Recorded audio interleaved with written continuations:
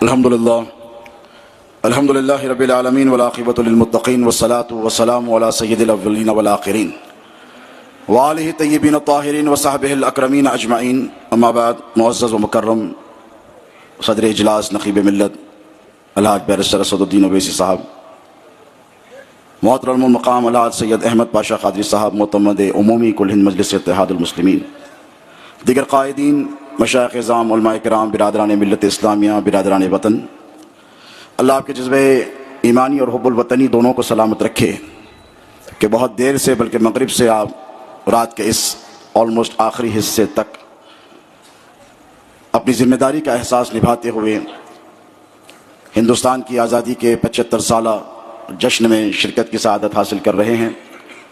اور یقیناً مجھ سے پیش رو اکابر علماء نے بشمول حضرت مفتی خلیل احمد اور صدر مفتی جامع نظامیہ مفتی سید ضیاء الدین نقشبندی صاحب اور دیگر مکاتب فکر کے علماء کرام نے مدلل مفصل خطابات فرمائے، اور پچھلے 300 برس میں یعنی جو مجاہدین آزادی نے اپنا کردار ادا کیا، بلکہ مجھے کہنے دیں کہ مجدد الف ثانی سے لے کر اشفاق اللہ شہید تک میں نہیں سمجھتا کوئی ایسا نام ہوگا جو چھوٹا ہے، تو میں مقرر ان ناموں کی داستان یا قصے آپ کے سامنے اس لیے سنانا نہیں سمجھتا کہ مجھے پتہ ہے کہ آپ نقیب ملت کے سننے کے لیے بے تاب اور بے قرار ہیں۔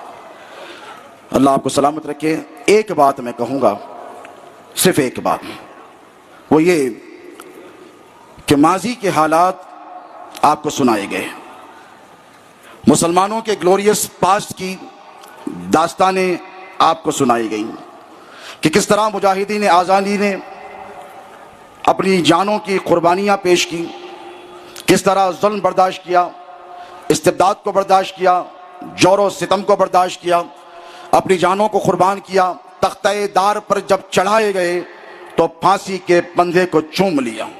یہ حوصلہ، یہ جذبہ، یہ ایثار، یہ قربانی، اسی کا نتیجہ تھا کہ ہندوستان 75 برس پہلے غلامی کی زنجیروں سے آزاد ہوا۔ دوستو، ان داستانوں سے آپ کو کیا ملے گا؟ بالخصوص ہمارے یوتھ کو کیا ملے گا؟ جیسے کہا گیا کہ یوتھ کی تعداد یقیناً ہندوستان میں سب سے زیادہ ہے، اور ہندوستان وہ ملک ہے کہ آج دنیا میں سیکنڈ لارجسٹ مسلم پاپولیشن آفٹر انڈونیشیا وہ ہندوستان میں۔ تو آبادی کے تناسب سے اگر دیکھا جائے تو دنیا کی دوسری بڑی آبادی مسلمانوں کی اس ملک میں رہتی ہے، پارٹیشن ہو جانے کے باوجود بھی، کیونکہ ہم نے اس ملک کو قبول نہیں کیا، ہم نے ہندوستان کو اپنا مسکن اور اپنا ملک بنایا، یہیں رہے، ہمارے آباء و اجداد اسی مٹی میں دفن ہیں۔ دوستو، یہ داستانوں سے آپ کو کیا ملنے والا ہے؟ اشفاق اللہ شہید کی داستان آپ نے سنی، آپ نے مجدد الف ثانی کا واقعہ سنا، آپ نے ہزاروں سینکڑوں علماء کرام کی قربانیوں کی داستانیں سنی، حضرت کافی کی داستان آپ نے سنی، فضل حق خیرآبادی کا واقعہ آپ کو سنایا گیا۔ تو مجھے بتائیے کہ اس سے آپ کو کیا حاصل ہونا؟ اس لیے یہ داستانیں جب تک سناتی جاتی رہیں گی، ہمارے اسلاف، ہمارے بزرگوں کی، ہمارے پریڈیسیسرز کی سیکریفائسز جب تک نوجوانوں کو سنائی جاتی رہیں گی، نوجوانوں میں جذبہ ایمانی اور حریت باقی رہے گا۔ اور جب یہ بھول جائیں گے، یہ داستانوں کو جب فراموش کر دیا جائے گا، تو پھر یاد رکھنا، جس طرح انگریزوں نے 300 سال کے قریب ہندوستان پر حکومت کی تھی، پھر اسی طریقے سے یہ سنگ پریوار آپ پر حکومت کرے گا اور آپ کو غلاموں کی زنجیریں پہنا دی جائے گی۔ ان زنجیروں سے بچانے کے لیے، آپ کو آزادی کی ہوا فراہم کرنے کے لیے، آپ کو حریت دینے کے لیے، آپ کو آزادی فراہم کرنے کے لیے نقیب ملت اسد الدین اویسی نے اس جذبے کو زندہ رکھنے کے لیے آج کا یہ جلسہ منعقد کیا ہے۔ مورخ جب تاریخ لکھے گا ہندوستان کی، تو یقین جانیں آج کے اس جلسے کو یاد رکھے گا، اس سیمینار کو یاد رکھے گا جو منعقد کیا گیا تھا، یا پھر اس مشاعرے کو یاد رکھے گا جو کل ہونے والا ہے۔ کیوں؟ علامہ اقبال نے کہا تھا، سبق پھر پڑھ عدالت کا، شجاعت کا، سخاوت کا، لیا جائے گا تو اس سے کام دنیا کی امامت کا۔ مسلمانوں، آپ کو سبق پھر پڑھنے کی بات کی گئی۔ ایک بات کہوں کہ سبق پڑھے لکھوں کو نہیں پڑھایا جاتا ہے، جو آلریڈی پروفیسرز ہیں، جو علماء ہیں، جو اسکالرز ہیں، ان سے نہیں کہا جاتا کہ سبق پڑھو، سبق اسٹوڈنٹس کو پڑھایا جاتا ہے، سبق نوجوانوں کو ازبر کیا جاتا ہے۔ علامہ اقبال کہہ رہے ہیں کہ سبق پھر پڑھ، صداقت کا، شجاعت کا، عدالت کا، لیا جائے گا تجھ سے کام دنیا کی امامت کا۔ نوجوانوں، آپ کو سبق ازبر کروایا جا رہا ہے، بلکہ یوں کہوں کہ سیکریفائسز کے جو لیسنز تھے، جو مورالز تھے، جو قربانیاں تھیں وہ آپ کو ریوائز کروائی جا رہی ہیں تاکہ آپ کو پتہ چلے کہ ہمارے اسلاف نے ہندوستان کو آزاد کرانے میں کیا قربانیاں دی ہیں۔